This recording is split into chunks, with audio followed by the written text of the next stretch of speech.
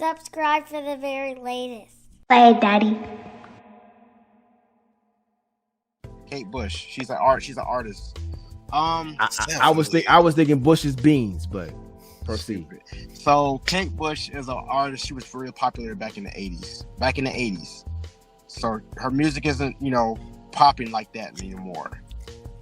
Recently, one of her songs, "Running Up That Hill," was featured in the series Stranger Things, and it became basically like a theme song through one of the seasons of it.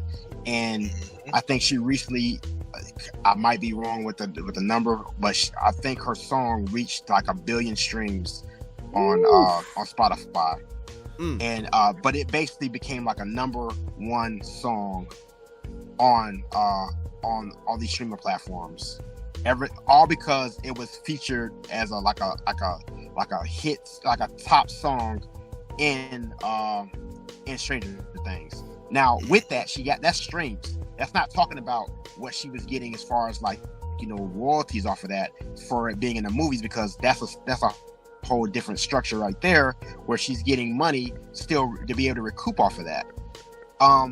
Point I'm saying is this: it's like this something that you created like that. I think people need to take consideration that's like stuff that you created. Some things is like, this is just for me. I'm not answering for anybody else, but some things are not for sale. That's like me saying that, okay, yeah, I can negotiate anything for sale. So people are not looking at it. Okay, so would you negotiate your soul for sale? Is that for sale?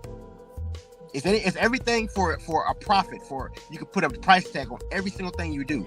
Because I'm thinking about like, okay, now would I negotiate my percentage or something, or being able to use my catalog? Yeah, I would negotiate that all day, but I would not ever give up full control of something that I created. And it's different from like a business. Like, say if I owned like a Wendy's or something like that.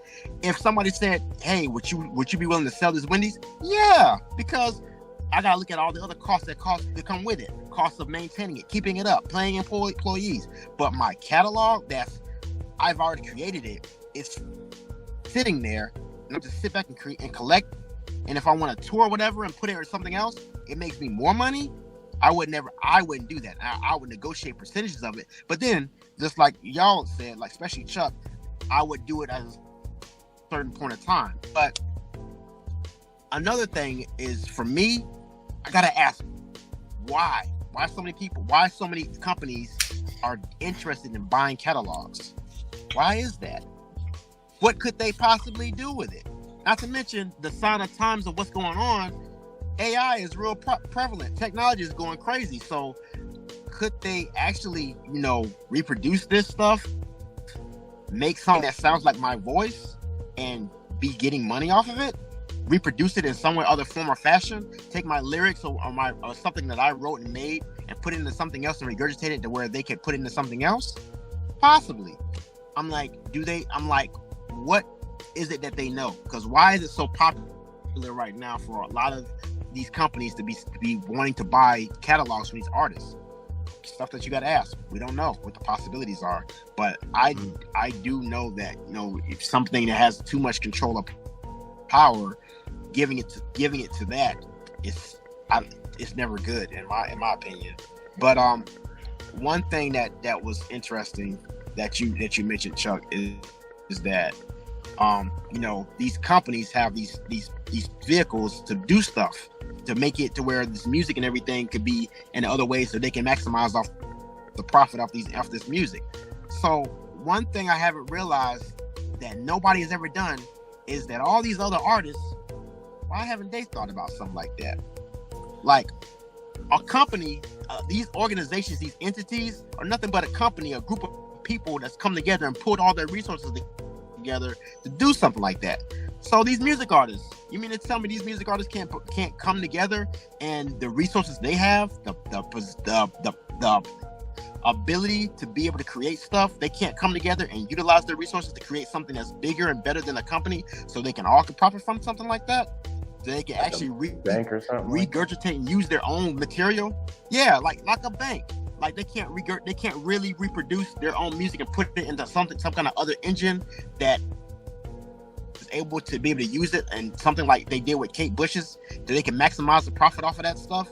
But if you get, it's like just the possibilities to be able to say that I'm going to give full control to somebody else to where I can never make money off of it ever again.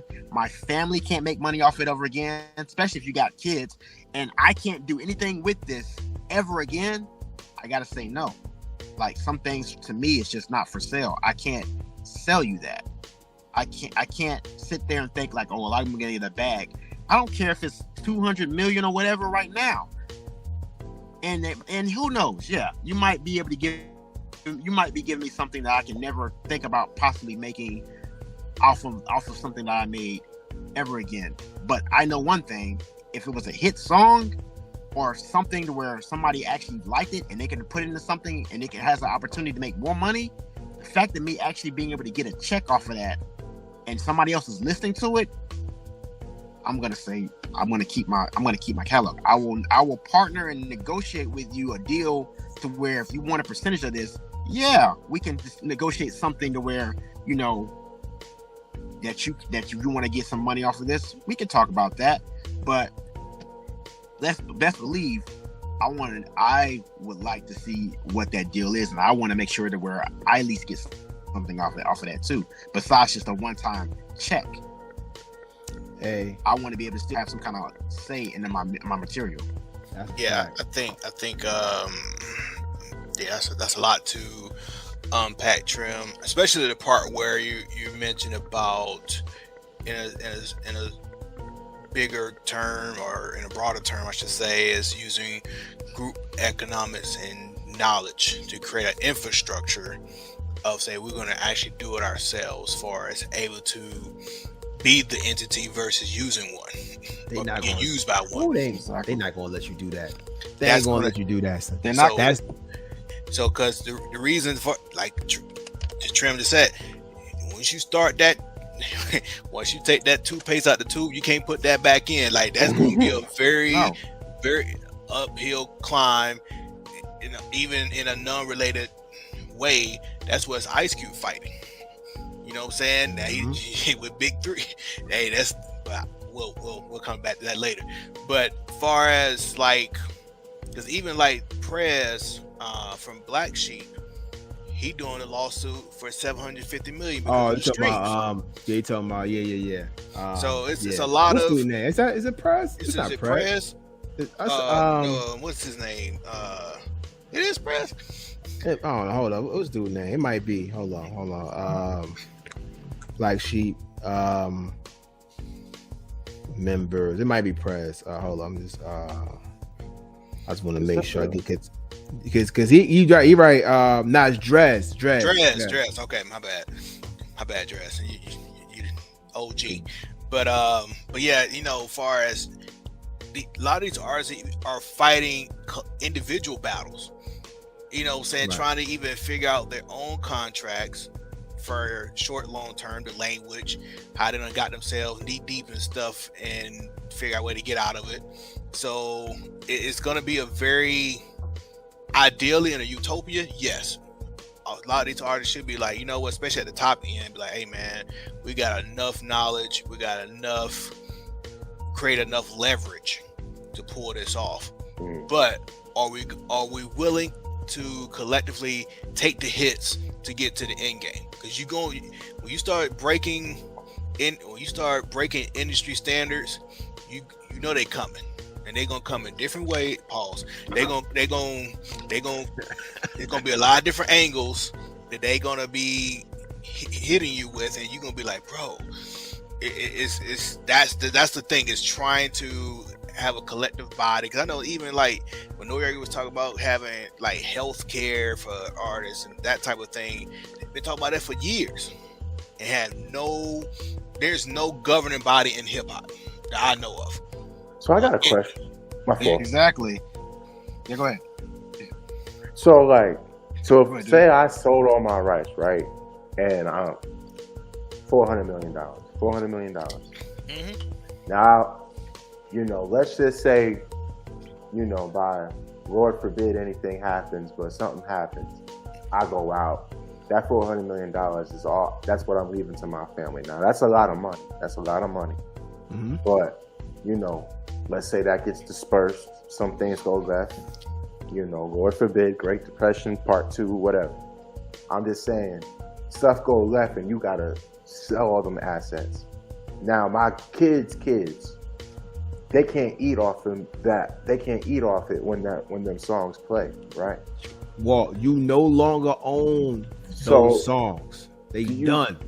So that's my question to all of this, in the sense of like, is that the game? Is that the game, in the sense of like, are y'all trying to make it so that I don't have a strong something real strong? Because when you talked about it earlier, you said this is something we pass down to our children. Like, what I make here, I'm passing this down. But now Nicki can't do that, or what's her name can't pass it down to their children, because I sold all my rights to them for these songs. Yep. So now my kid, when this song get played, my kid can't eat off this no more. Nope. They can just eat off what I got from it. But say some stuff went left and I had to, and let's say they have some ways that they're using the music that I have to. I'm saying there's like, I don't know, like, y'all got me for real. Think about this. It's levels. Here's the thing, Walt. It's levels to this whole thing, and I'm gonna tell you, this is decision making 101. And I'm gonna say, this is why I say that, because all right, so here we are, 2023. We in a era where music doesn't make as much money anymore. Right? Streaming watered down all of that. Right? By design, by the way. By design. Yeah. Right. So that's phase one. So here we are. I got a decision to make. Do I take the money, this big lump sum of money, where I could take this money and go start a business? I could bet on myself with this money, right? Or do I take this money? Do I keep my royalties, my rights to my songs, and roll the dice to say, you know what? Hey, I can put this in a movie, but the thing about it is that will it make Queen sold theirs for $1 billion with a beat. They sold their whole catalog for $1 billion, right? Split it up amongst 5 people. That's still a good amount of money, right? But the question is, over time, will I make $1 billion off my songs? Or do I just say, hey, you know what? It's mine, and I'm just going to keep it. And because I cherish my music that much, right? So it's a decision. It's a very difficult decision, because so many people that came before them, or some of these artists were there when they were doing this. They were fighting for the rights to keep their art.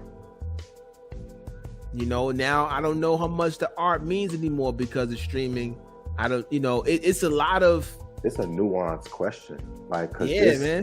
This streaming thing, like, you was fighting for your stuff to get on the radio, but now since we have streaming, it's based on how much it gets played. So it's kind of the same thing. But my thing is like, I would be on the wave of keeping it, because you gotta. Why are they giving me all this money in the first place? Right. To have the rights. It ain't like I'm an athlete and other guys are trying to sign me to sign with them and make sure I wear the shoes and build something. They want what I've already built. Right. To go ahead and do whatever it is that they're going to do with it. Like Trent said, like, why? I obviously see opportunities that I'm not seeing or I'm not looking for. So maybe I should hold 10 toes down and make some movies or play this in certain areas where I know it ain't reached yet, or Right. try to make something new with my own product. Because if they giving you $1 billion, Queen. Right. Queen. And guess what? In my mind, I don't even think that's enough for Queen's catalog. Facts. No That's our classic Queen's catalog is. But I want to hit one point before we get out of here. Before we end this segment. Lil Wayne in 2020, reported by TMZ, sold his masters to Universal for over $100 million. Right? That includes Drake, Nicki Minaj, and Tyga's catalog that was under Young Money. So he sold Young Money. Wow. So anything that Drake did under Young Money, he does not own. So that doesn't include the stuff he's been doing on his own. It does, once his contract, I'm sure he probably owns, because I think he signed like a crazy contract with somebody like $400 million, something crazy like that. But we talking about the Thank Me Now, Thank Me Later. Anything from 2010 to 2018. Stuff that people really listen. If they're listening to Drake, the stuff that they really still listen to Drake about. Right. The real stuff that they really still listen to Drake about. And when they say, "Oh yeah, Drake was really an artist trying to make music," there you go. That. Oh, here we Don't go. and then Nicki's Pink Print and Ooh. and Tyga's Careless World, they all belong to Universal. And the rest of Young Money's catalog all belong to Universal. Just want to put that out there. Just saying. So y'all in the comments, let us know. Cause we got some good impact, some good stuff about selling it, selling the catalog from everybody on this panel. What would you do? You gonna sell your work? Because there's so many things that you can do with that money that might be generational, changing, right? Like you can change your whole life with $400 million right up front, right? But Trim, we talking about millionaires. Yeah. We talking about artists that have that power. When we listen to the song, if a Universal Studios came out with a movie and they came out and they had a Wayne song pop off in the beginning of that movie or during a certain scene, we all hype because we know, oh, that's Wayne, that's this song, that puts us. But if Wayne took it did something, and he had his own movie company, or they got together and they linked, like Trim was saying, and they did their own thing, and they had their own movie. But Walt, you gotta understand this though. Is that my desire to do that? Facts. That's fair. Two, is it $400 million? See, that once again, this is decision making 101. Do you take the upfront money or do you gamble in hopes that your song would hit $400 million? Right? Or do you keep your money? Keep your catalog just off the fact that I made it and I want to pass it down to my kids. And honestly, it's also a budget situation, right? Because if the money that you have right now, you should be able to live off that money. But because you want more money and you're used to a certain lifestyle, I want to sell this so I can ball out a little bit more, right? Because music ain't selling like it used to. People might not be going to concerts like they used to. You understand what I'm saying? So it's a decision making. It's a budget. It's a lot of things, man. That's why I wanted y'all to really dig deep in this, and I appreciate because I really think that this. I hope that this becomes a bigger conversation amongst the people. But we still got some more. Wait a minute. I gotta say there's one more thing. If my song is playing in a movie and I'm not benefiting off of some of it, if I'm not getting a piece of that, something wrong. That's all I gotta say. Is the difference between a piece and $400 million? Don't care. If I'm not, if I don't care. If something was negotiated where if they're playing my stuff somewhere else and I don't get a chance to eat off of that, something's wrong. Hey. Something's wrong. I mean, you got your people's priorities are mixed up with something else. But this is my last thing, and I know we got to jump. But Chuck, you know the reason why Nori couldn't probably get health care, and the same thing why Swiss Beats wanted to try to get something set up for previous hip hop legends, like some kind of like to be able to take care of our legends. You gotta go back to the question and ask yourself, who gave these people that's our quote unquote heroes, our stars, our celebrities, who gave them their position and platform? Do they have to still continue to answer to them? Are they really for us? Gotta answer that. Think about it. We can end it right there. Man, he dropped this bomb on us. That's fair. Yeah, he dropped the joint on us. Hey, let Trent breathe. Let Trent breathe. Let Trent breathe.